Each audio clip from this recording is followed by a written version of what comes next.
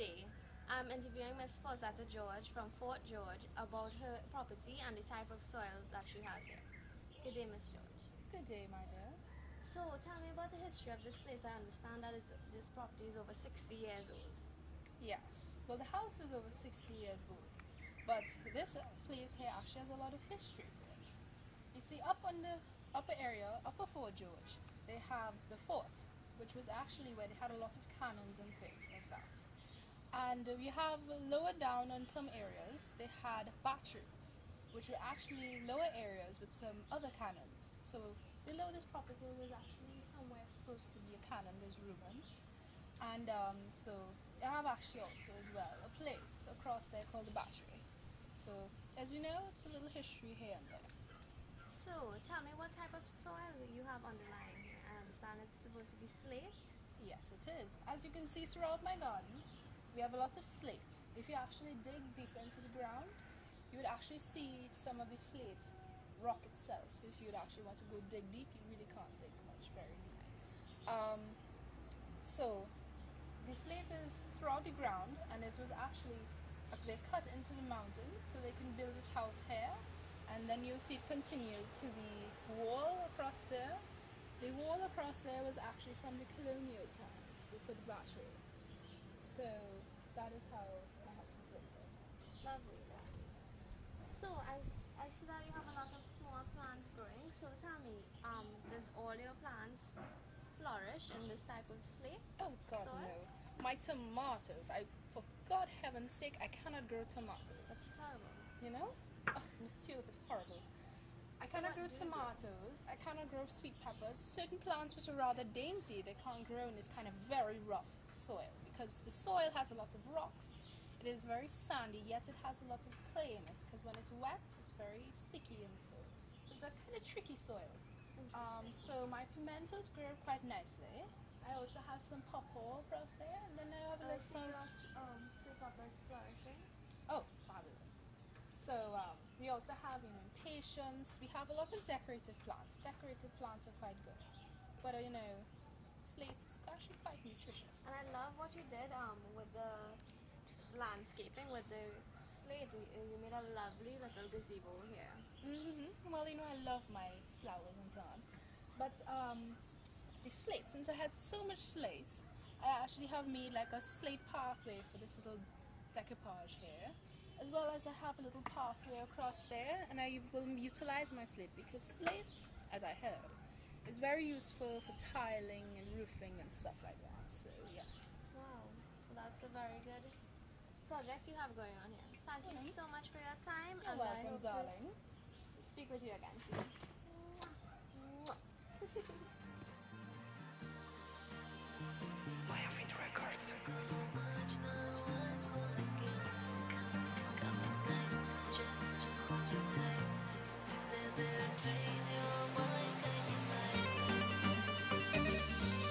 Mayavid Records.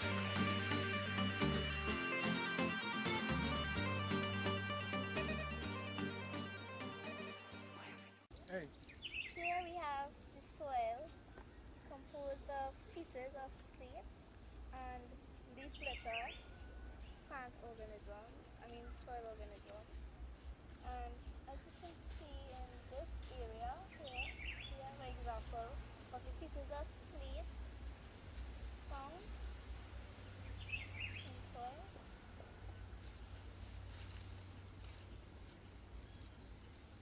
And here we have some bigger pieces.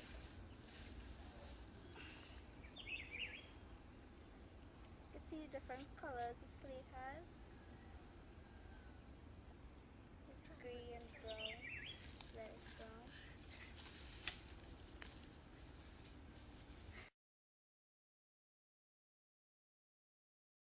Here we are wetting the soil to see whether it's clay or sandy soil. And as you can see, the water is not absorbing going into the soil as fast because this type of soil has a very low porosity. Okay, as I'm feeling here, it actually has a lot of fine rocks, as you can see, but the soil itself is actually quite sticky and clumpy. which is more a characteristics of clay than of sand. And as she had mentioned before, it is not absorbing as much water. As you can see, they have various layers in the slate. As you can see here, it's broken up into several layers. If you break it up further, well, this piece is a little harder to do, but you have see how it's split. You have several layers broken up here. You can actually look at the layers.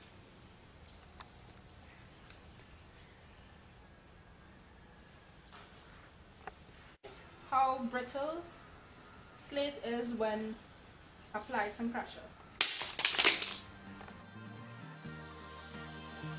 Maya Fin Records.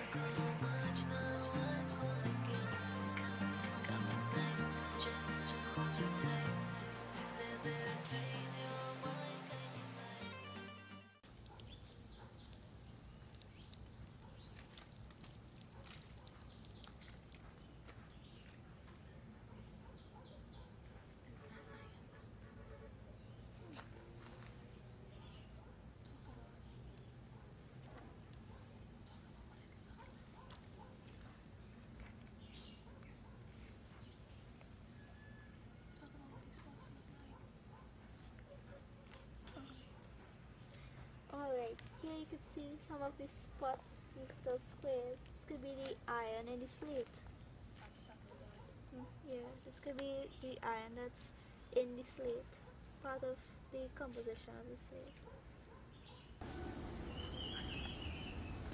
As you can see, behind me is a retaining wall.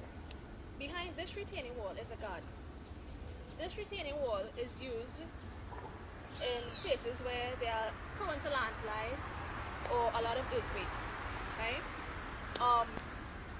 This retaining wall was built from concrete and slate.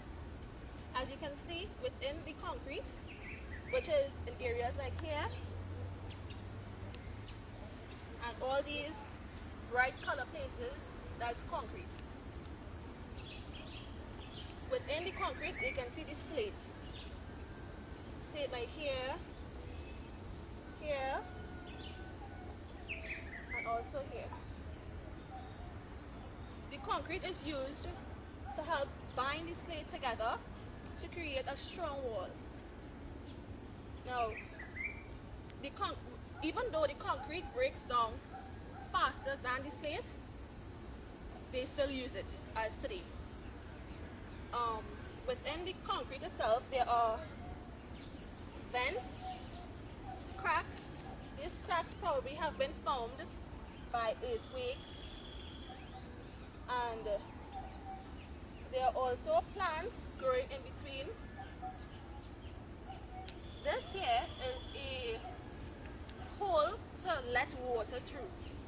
Because of the soil behind, they need to let the water run off. So this is the hole here also. And this is a slate concrete retaining wall.